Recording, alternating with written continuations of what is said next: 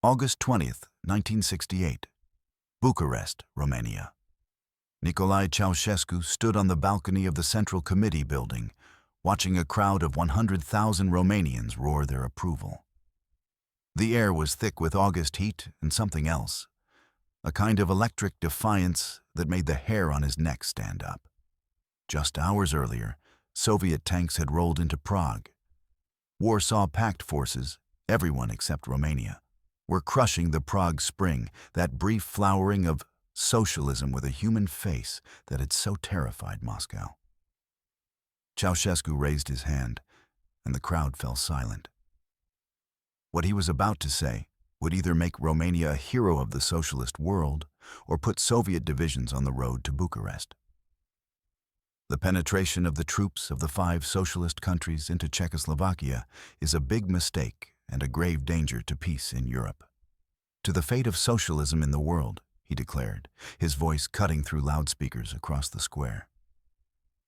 It is inconceivable in the world today, when the people rise to defend their national independence, that a socialist state should violate the freedom and independence of another state.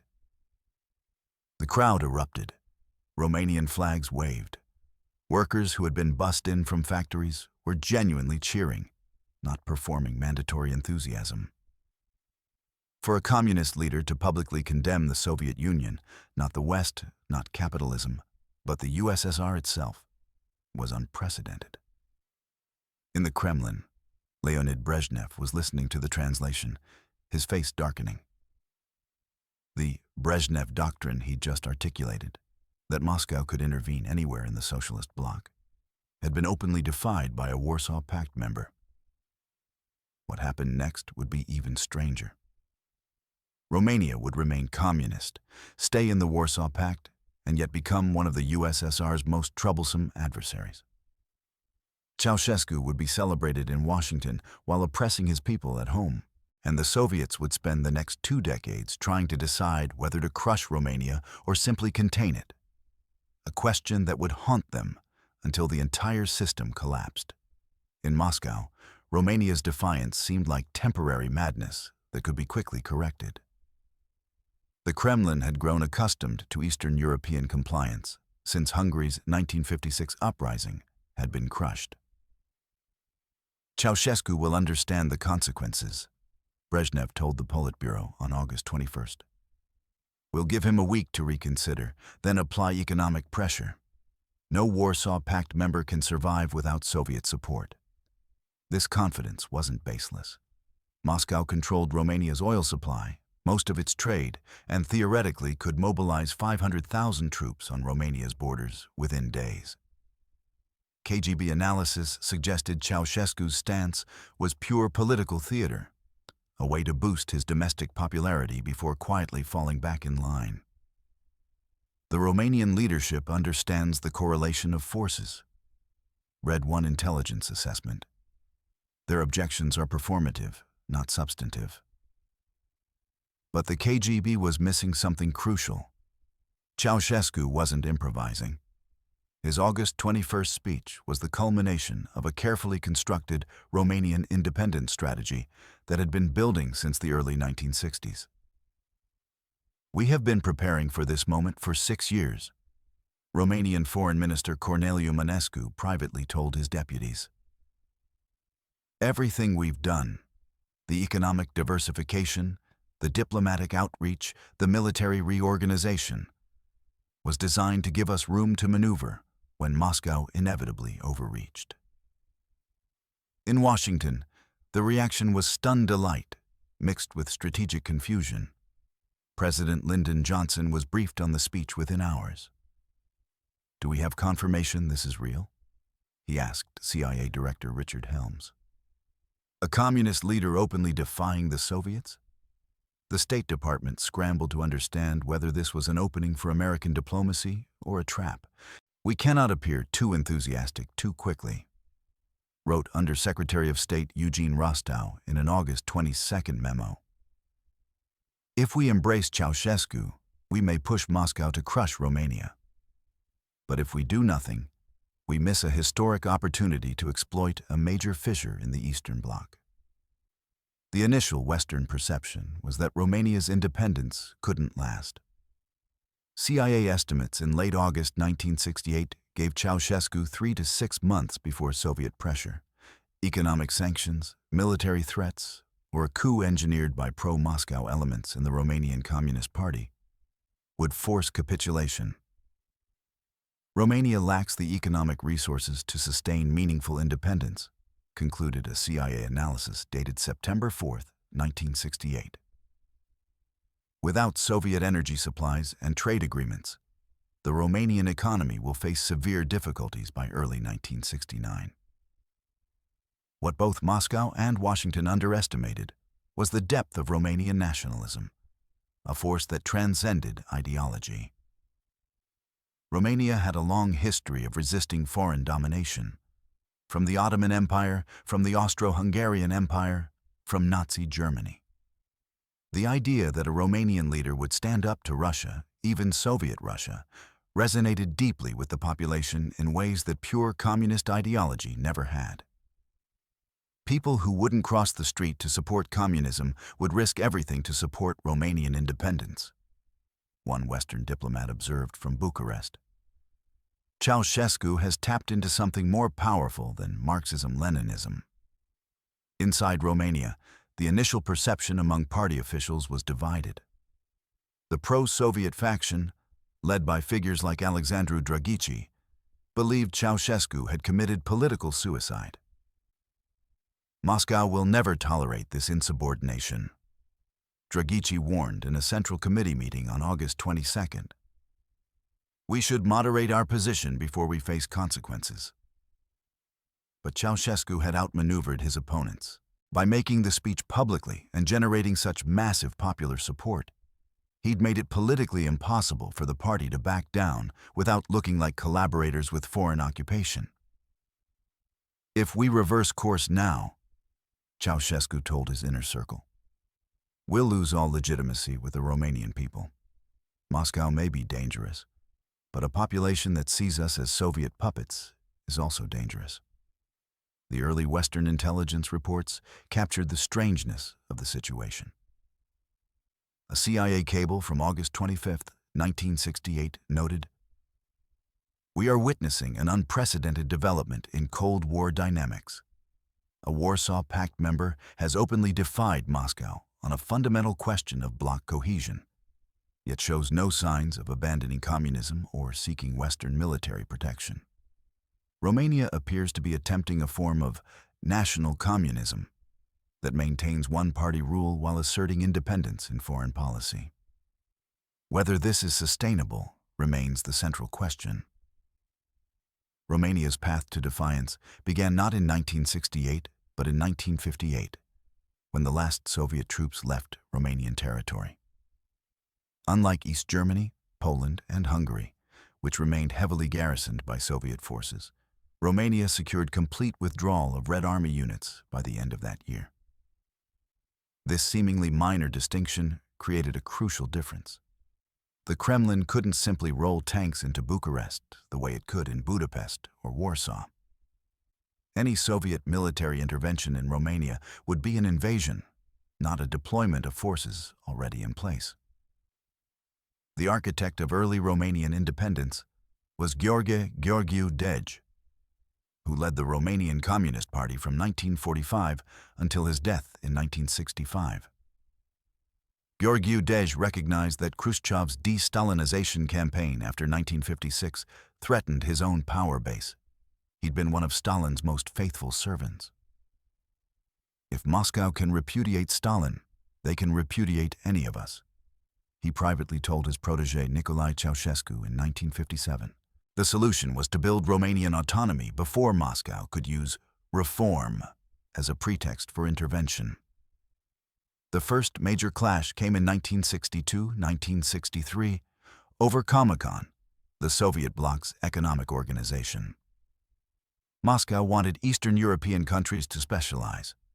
Romania would remain agricultural and extract raw materials, while East Germany, Poland, and Czechoslovakia would industrialize. Gheorghiu Dej refused. "We will not accept the status of Soviet colony. he told a closed-door party meeting in April 1963. If we remain dependent on agriculture, we remain dependent on Moscow's goodwill. Industrialization is political independence. In April 1964, the Romanian party issued what became known as the Declaration of Independence, a lengthy document asserting that no communist party could dictate policy to another. There is not, and there can be no parent party and son party, superior and subordinate parties, but only the great family of communist and workers' parties, all having equal rights, the document proclaimed. The language was ideologically orthodox, pure Marxist-Leninist rhetoric about proletarian internationalism. But the content was revolutionary. Romania was asserting sovereignty over its internal and external affairs. Khrushchev was furious but constrained. By 1964, the Sino-Soviet split was widening into a chasm, and Moscow couldn't afford to push Romania into Beijing's orbit.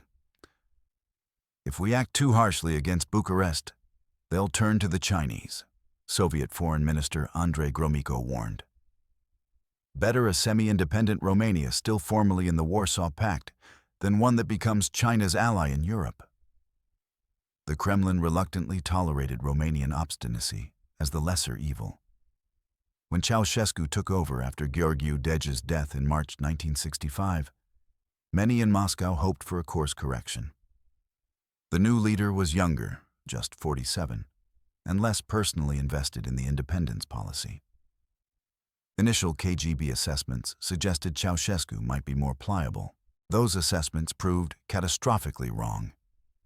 Ceaușescu accelerated independence policies. He established diplomatic relations with West Germany in 1967, the first Warsaw Pact country to do so, breaking the Soviet boycott imposed after Bonn recognized East Germany. He refused to break relations with Israel after the Six-Day War, despite intense Soviet pressure and threats. Romania maintains diplomatic relations based on our national interests, not on instructions from abroad, Ceaușescu told his foreign ministry in June 1967.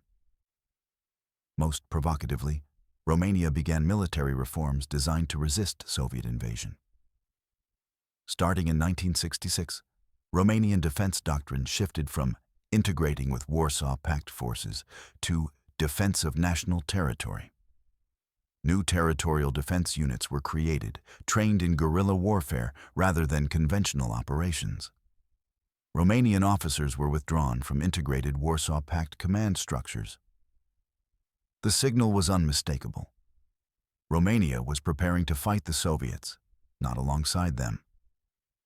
The summer of 1968 brought everything to a head when Czechoslovak Communist Party leader Alexander Dubček began his reform program, the Prague Spring. Romania was the only Warsaw Pact country that supported him. In late July, Ceaușescu visited Prague and publicly embraced Dubček. Each socialist country must have the right to develop along its own path, Ceaușescu declared at a state dinner on July 15, 1968. It was a direct challenge to Moscow's entire system of bloc management.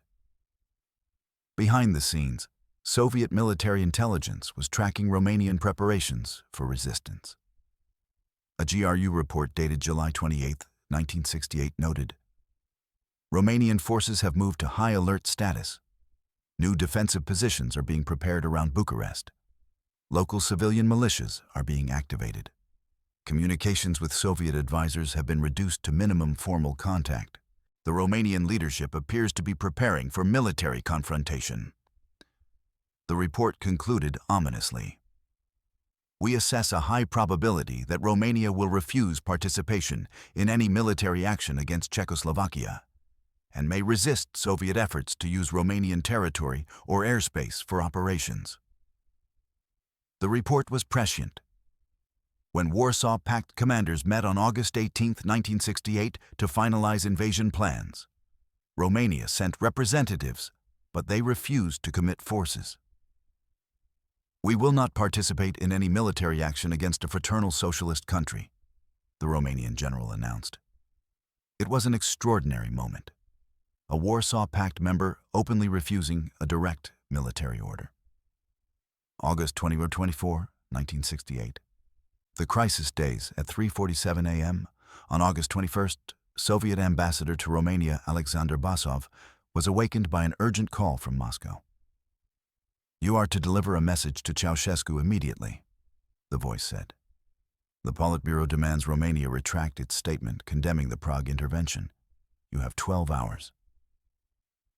Basov drove through empty Bucharest streets to the party headquarters, where lights were still burning. Ceaușescu received him at 4:30 a.m., looking haggard but defiant. "Romania will not retract its position," Ceaușescu told Basov flatly. "What you're doing in Prague is wrong. It violates every principle of socialist internationalism. We will not be complicit." Basov leaned forward. "Comrade Ceaușescu, you must understand the consequences. The Soviet Union cannot tolerate this division in the socialist camp. We have the capability to ensure compliance." The threat was explicit. Soviet forces were massed on the Czech and Slovak borders. They could easily redirect south toward Romania. But Ceaușescu had prepared for this moment.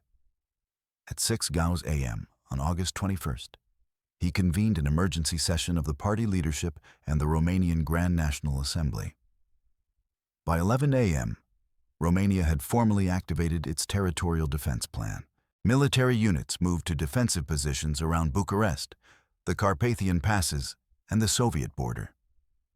Civilian militias, the Patriotic Guards, were issued weapons and deployed to factories and strategic infrastructure. Romania mobilized 800,000 men in 36 hours, the fastest mobilization in Eastern Europe since World War II. "We will fight if necessary," Defense Minister Ion Ionica told his commanders on August 21st. "Not a conventional war we'd lose in days, but a guerrilla campaign that makes occupation unbearable. The Soviets can take Bucharest, but they'll need 500,000 troops to hold Romania, and they'll bleed for every kilometer." Romanian military engineers began preparing bridges and tunnels for demolition. Weapons and supplies were dispersed to mountain caches. The plan was called Operation Eternal Flame. Romania would burn rather than submit. In Moscow, the Politburo met an emergency session on August 22nd. KGB Chairman Yuri Andropov presented the intelligence assessment. "Romania is prepared to resist. We estimate they could field 600,000 to 800,000 armed personnel if fully mobilized, with significant popular support. Occupation would require 30 to 40 divisions and would be militarily costly. Politically, invading a second Warsaw Pact country within days would damage Soviet prestige enormously." Brezhnev faced an impossible dilemma. The Brezhnev Doctrine, he just articulated, said Moscow could intervene anywhere in the socialist bloc to preserve socialism. But Romania was still communist. Ceaușescu wasn't abandoning Marxism-Leninism, just asserting independence. "How do we justify invading a country that's not abandoning socialism?" Defense Minister Andrei Grechko asked. "What's the casus belli, that they disagreed with us?" The military arithmetic was equally daunting. Soviet forces were stretched thin. The Prague occupation required 500,000 troops and was encountering more resistance than expected. The Sino-Soviet border was heating up. Chinese and Soviet forces had clashed in March 1969, would see the Zhenbao Island incident. Committing another 40 divisions to occupy Romania would strain Soviet military capacity to the breaking point. "We can do it," Marshal Ivan Yakubovsky told the Politburo, "but it will take everything we have. We'll be vulnerable everywhere else." On August 23rd, Ceaușescu made his most audacious move. He announced the creation of the National Defense Council, a body that would coordinate Romania's military response to any threat, with Ceaușescu as commander-in-chief. Then he went further. In a televised address that evening, He called on the Romanian people to prepare for armed resistance. If the sovereignty and independence of our homeland should be threatened, all of our people, men and women, young and old, must be ready to defend our country's freedom. It was an explicit threat. Invade us, and you'll face a popular insurgency. Western intelligence agencies monitoring the broadcast were stunned. "We're watching a communist leader threaten the Soviet Union with guerrilla warfare," a CIA analyst wrote in a cable to Washington. "This is unprecedented. Either Ceaușescu is bluffing and will be crushed, or he's correctly calculated that the Soviets can't afford to invade. If it's the latter, Cold War dynamics have fundamentally shifted." The next 72 hours were the most dangerous. Soviet forces on the Hungarian and Ukrainian borders went to high alert. Romanian border guards reported unusual Soviet reconnaissance flights and ground movements. In Bucharest, government buildings were sandbagged. The Grand National Assembly remained in continuous session, ready to evacuate to the mountains if Soviet tanks crossed the border. "We didn't sleep for 3 days," Romanian Foreign Ministry official Mircea Malița later recalled. "Every hour, we expected news that Soviet divisions were moving. We were prepared to flee to the Carpathians and run a government in exile from the mountains." But the invasion never came. On August 26th, Brezhnev blinked. In a Politburo meeting, he announced, "We will not take military action against Romania at this time. The political and military costs are too high. We'll pursue other means of bringing them back into line." It was a stunning admission. The Soviet Union, at the height of its power, had been deterred by a small Balkan country with no external allies and no nuclear weapons. The key factor was credibility. Soviet intelligence was convinced Romania would actually fight. Unlike Hungary in 1956, where resistance collapsed quickly, we assess Romania would sustain guerrilla operations for months or years, a GRU analysis concluded. The Romanian leadership has prepared systematically for this scenario. They're not improvising. The Kremlin couldn't dismiss this as empty rhetoric. The mobilization was real, the weapons distribution was real, the defensive preparations were real. Western governments watched in amazement as Romania survived. "We've just witnessed something extraordinary," British Foreign Secretary Michael Stewart told the cabinet on August 27th. "A small communist country has defied the Soviet Union and gotten away with it. The implications for the Cold War balance are significant. If Romania can assert independence while remaining communist, others may follow." Soviet response: containment without invasion. Moscow's strategy evolved from immediate military action to long-term political and economic pressure. The KGB established a major presence in Bucharest, attempting to cultivate pro-Soviet factions within the Romanian party. "We'll replace Ceaușescu from within," Andropov told the Politburo in September 1968. "It's slower, but less costly than invasion." Over the next 2 decades, the KGB would make multiple attempts to engineer a coup, all of which failed because Ceaușescu had built an extensive security apparatus, the Securitate, that was fiercely loyal to him personally rather than to Moscow. Economic pressure was applied systematically.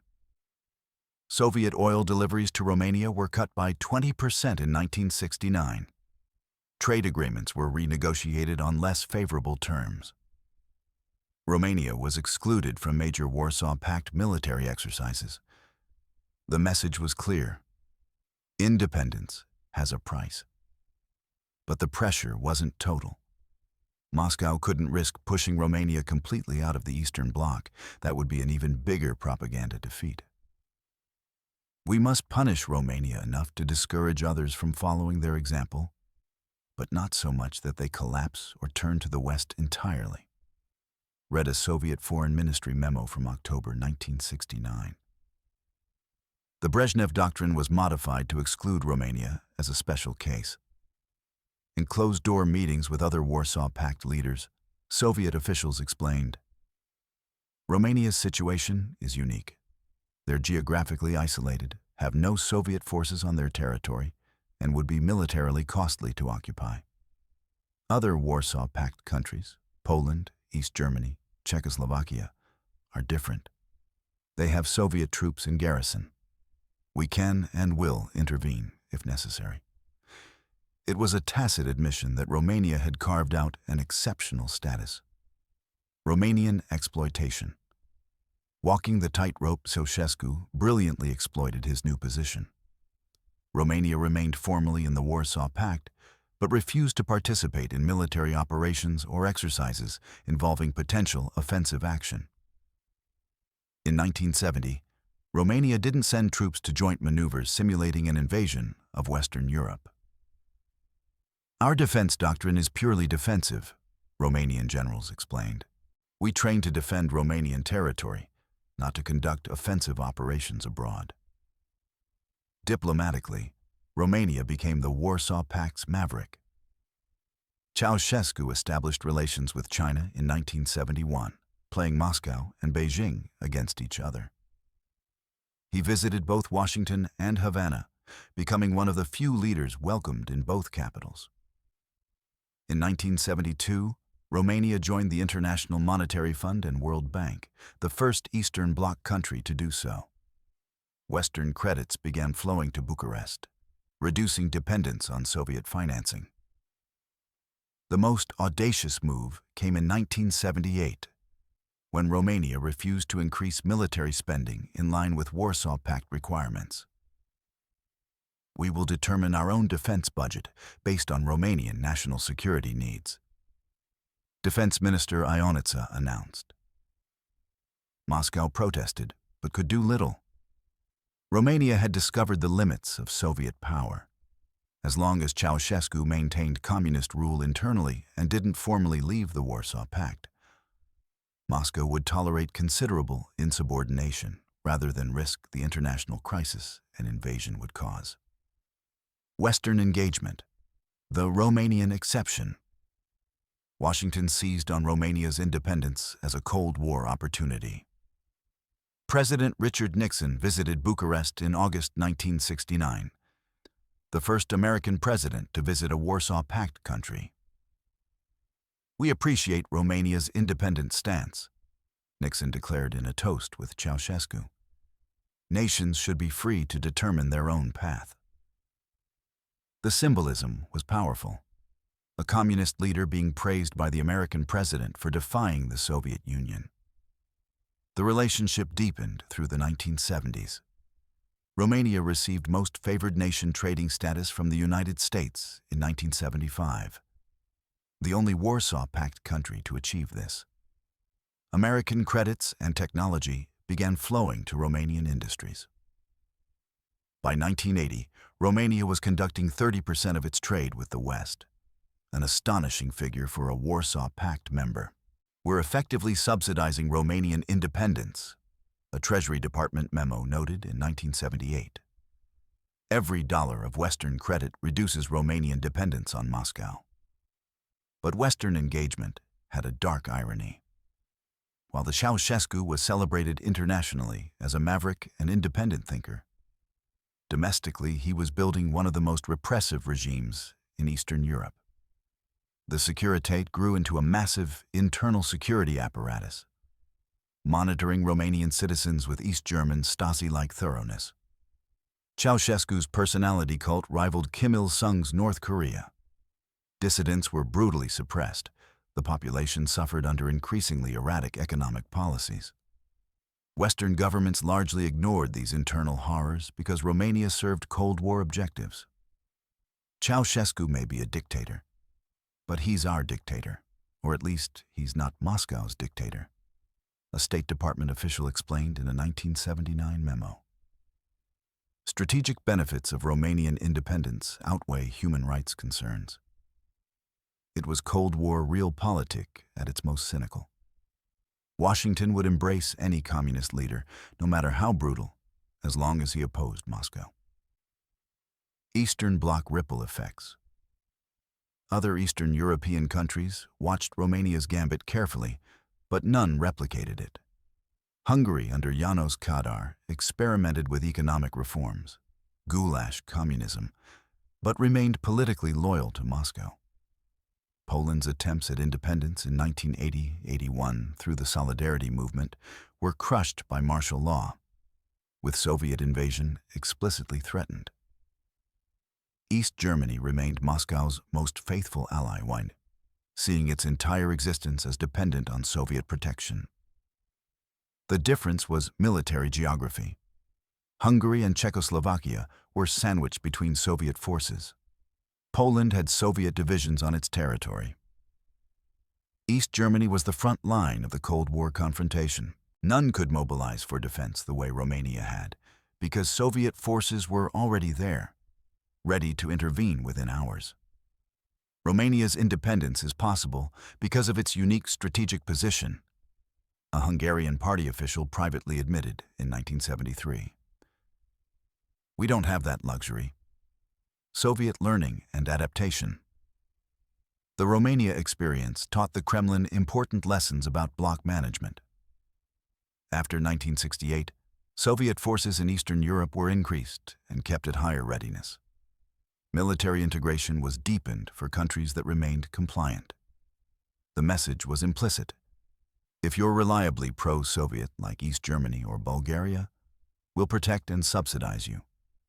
If you're troublesome like Romania, you'll face isolation and pressure, but not invasion if you're militarily costly to subdue. The KGB also adapted its methods. Rather than relying on crude political pressure, Soviet intelligence began cultivating networks within Eastern European parties, ensuring Moscow had allies at multiple levels. In Romania, this meant supporting various factions against Ceaușescu, hoping one would eventually prevail. We play the long game. KGB Deputy Chairman Vladimir Kryuchkov wrote in a 1982 assessment, "Ceaușescu is mortal. When he's gone, we'll ensure his successor is more amenable." The peak of Romanian independence came in December 1979, when Soviet forces invaded Afghanistan. Warsaw Pact countries were expected to provide political support and potentially military assistance. Romania refused both. The invasion of Afghanistan is a violation of international law and national sovereignty. Ceaușescu declared on December 28, 1979, "Romania condemns this action and will provide no support for it." Moscow was apoplectic. This was worse than the 1968 Czechoslovakia disagreement. Afghanistan was a direct Soviet operation, not a Warsaw Pact intervention. Romanian defiance was explicit and public. "We demand Romania retract this statement immediately," Soviet ambassador to Romania Mikhail Kapitsa told Ceaușescu on December 30th. The Politburo views this as an unfriendly act. Ceaușescu refused. At the United Nations, Romania voted against the Soviet Union on Afghanistan resolutions, the only Warsaw Pact country to do so.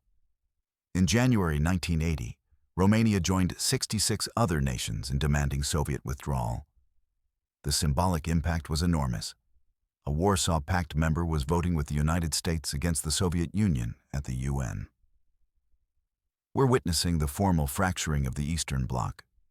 CIA Director Stansfield Turner wrote in a memo to President Jimmy Carter, "Romania has crossed a line that makes it effectively neutral, despite formal Warsaw Pact membership." The political costs for Moscow were severe. If the Soviet Union couldn't enforce compliance from a small Balkan country, what did that say about Soviet power? Every compromise with Bucharest encourages others to test our resolve, KGB Chairman Andropov warned in a February 1980 Politburo meeting. But the military arithmetic remained unchanged.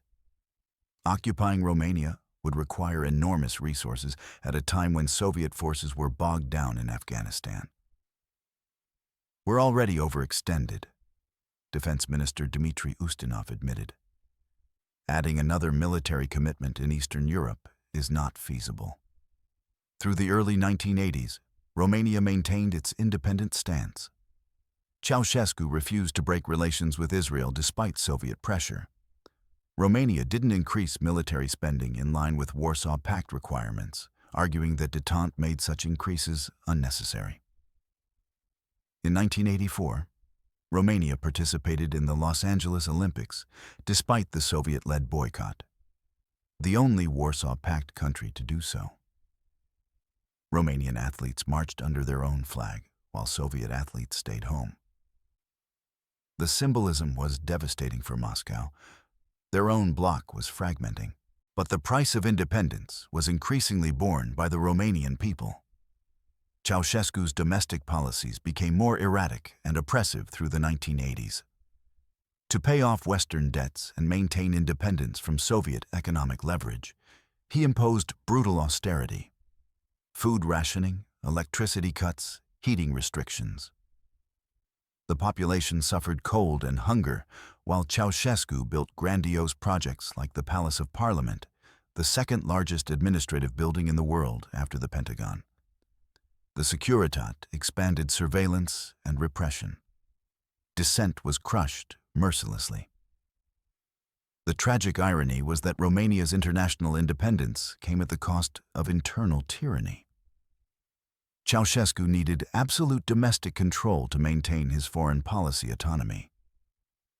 Any internal dissent might give Moscow an opening to intervene to restore order. So Romania became simultaneously the most independent and one of the most repressive countries in the Eastern Bloc. We celebrate Ceaușescu's defiance of Moscow while ignoring his oppression of Romanians, a State Department human rights officer wrote in a dissenting memo in 1987. Our Cold War priorities have made us complicit in his dictatorship. The final reckoning came in December 1989. As communist regimes collapsed across Eastern Europe, Ceaușescu believed Romania was immune. His nationalism would protect him. He was catastrophically wrong. When protests erupted in Timișoara on December 16, 1989, they spread to Bucharest within days. On December 21st, Ceaușescu's speech to a mass rally was interrupted by jeers and shouts. The first time in decades, the Romanian people openly defied him. The next day, the army joined the uprising. Ceaușescu and his wife Elena fled, but were captured, tried, and executed on December 25, 1989. The revolution was the bloodiest in Eastern Europe that year. Over 1,000 dead. The violence reflected decades of pent-up rage against Ceaușescu's regime. In the end, Romanian independence from Moscow had not protected Romanians from tyranny. It had enabled it. The population that had supported Ceaușescu's defiance of the Soviets in 1968 celebrated his execution in 1989. Romania's Cold War independence experiment left a complex legacy. On one level, it demonstrated that even at the height of Soviet power, determined resistance could create space for autonomy within the Eastern Bloc. The Brezhnev Doctrine, supposedly absolute, had limits. Geography, military capacity, and political will could combine to deter Soviet intervention. Romania proved that the Soviet Union was not omnipotent within its own sphere.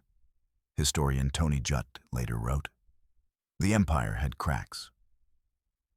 For the Cold War's broader trajectory, Romania's stance contributed to the gradual erosion of bloc cohesion that would eventually doom the Soviet system.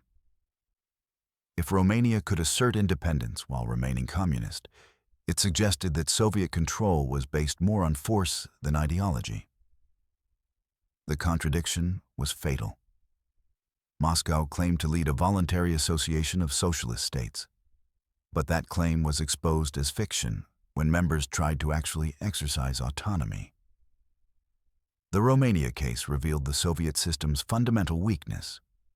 Former Soviet diplomat Georgy Arbatov reflected in his memoirs. "We ruled through coercion, not consent. Once coercion became too costly, The system couldn't sustain itself. But the darker legacy was Romania's internal trajectory. Ceaușescu's independence from Moscow enabled his personal dictatorship at home. Western support for Romania, based on Cold War calculations, made Western governments complicit in his regime's crimes. "We sacrificed Romanian human rights on the altar of geopolitical advantage," admitted a former State Department official in a 1995 retrospective. Ceaușescu's victims paid the price for our Cold War strategy. The fundamental lesson is about the complexity of sovereignty and ideology in the Cold War. Romania demonstrated that the conflict wasn't simply capitalism versus communism or democracy versus totalitarianism. It was also about nationalism, great power control, and the limits of imperial authority. A communist dictatorship could defy the communist superpower. The West could embrace a brutal regime because it opposed Moscow. Ideological labels mattered less than strategic positioning. Today, as we face new questions about sovereignty, great power competition, and the relationship between geopolitics and human rights, the Romanian example remains instructive.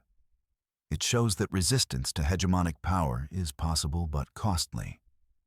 That Western embrace of authoritarian allies for strategic purposes corrupts stated values. That independence without freedom is hollow. And that in the grand schemes of Cold War chess, ordinary people, cold, hungry, oppressed Romanians, paid the price for their leaders' defiance. Standing on that balcony in August 1968, Ceaușescu seized a moment of nationalist glory that would define Romanian history for 2 decades. But the crowd that cheered him then would eventually turn against him, recognizing too late that freedom from Soviet domination wasn't the same as freedom itself. The tragedy of Romanian independence was that it came at the cost of Romanian liberty, a lesson that echoes across Cold War history and beyond.